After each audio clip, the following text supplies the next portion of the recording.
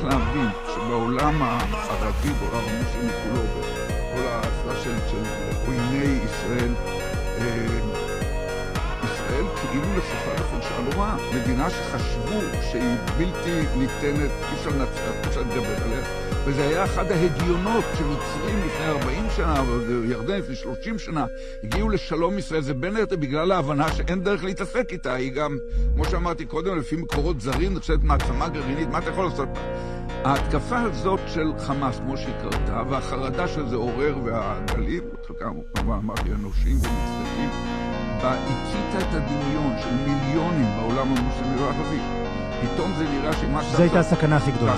תאסוף מיליון אנשים. זה אפשרי, חבר'ה? זה אפשרי. לא 6,000. תאסוף מיליון אנשים עם קלשונים ומצ'טות, ושיתחילו ללכת כיוון ישראל ביחד. שאגב, שזו הייתה הקריאה של דף ב7:30, שהוא מכריז על מלחמת תופן אל-אקצא, הוא אומר, חבר'ה, בגדה, ערבי ישראל, תפשטו עליהם.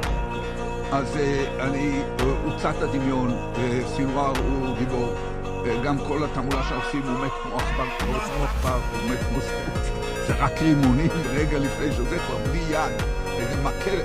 הוא בתודעה העולמית של הזה, יש לו...